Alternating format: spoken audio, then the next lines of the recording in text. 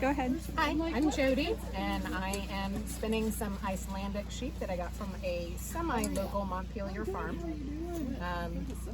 These are singles, which once I have my bobbin sufficiently full, I will then ply with a few other singles to make my finished yarn. And then someday I'll make a sweater out of it, but who knows how long that'll take me to get to it. I've been spinning probably just shortly after COVID. I got into it, but it kind of started out as a joke in the house where we've got multiple pets. We've got cats and dogs, so there's a lot of tumbleweeds in the house, and kind of started making jokes about, oh, it's such a shame that all this fiber is going to waste. And then I started thinking about Angora rabbits, and maybe I can use this as an excuse to get more pets.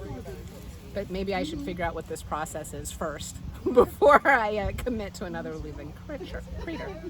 And have just kind of not gone the rabbit route, but have been just working on spinning wool for the last few years. It's just been kind of one of those calming hobbies of you're thinking about it, but you're also kind of not at the same time, and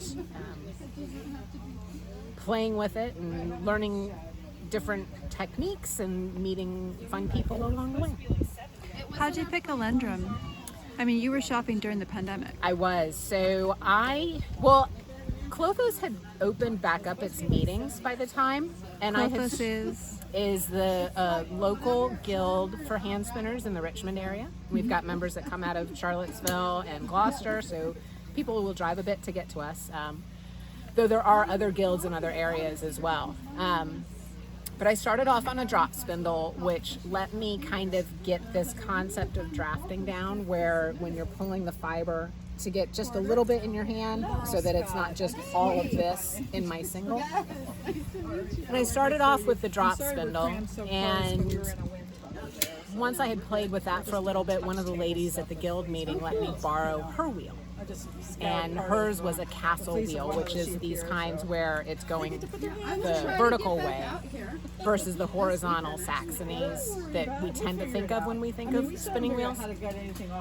So I tried hers, really started enjoying it and enjoying how much faster I felt like I could spin versus the drop spindle. Drop spindles are great. They've got a lot of, the portability is a lot easier. I can take it to the airport. This not so much. Tried that, then I rented another wheel from the guild that was another one of these castles, an Ashford Traveler, and decided I liked this form function. And then another lady let me try her Lendrum, and it was just such a smooth spinning wheel. And I liked how the head of it, or the mother of all, has a little bit of an angle on it, so I can see it a little bit better when I'm spinning to gauge if I need to move where it's spinning onto.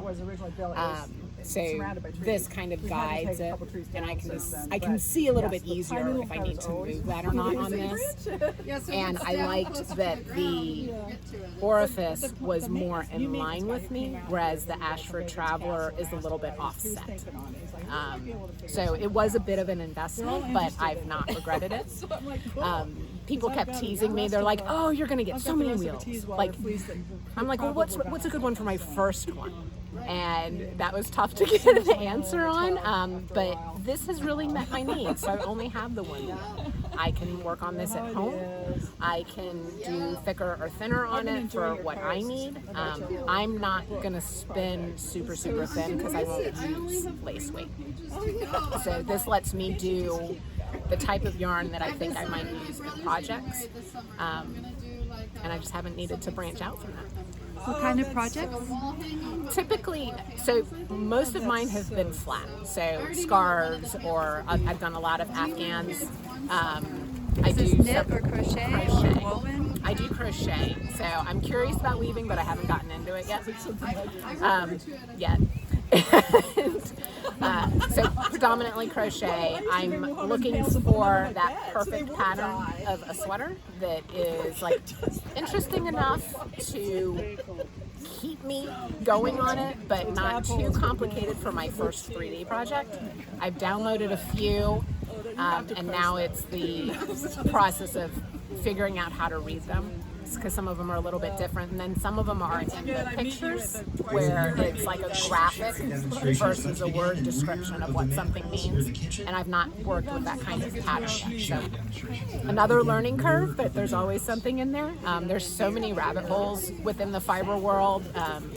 Earlier Porter was talking about dyeing, which you can go natural or you can go chemical, and there's a lot of different avenues in that.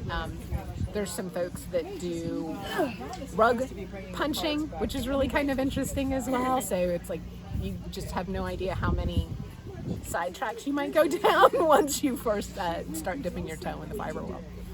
Thank you. You're welcome.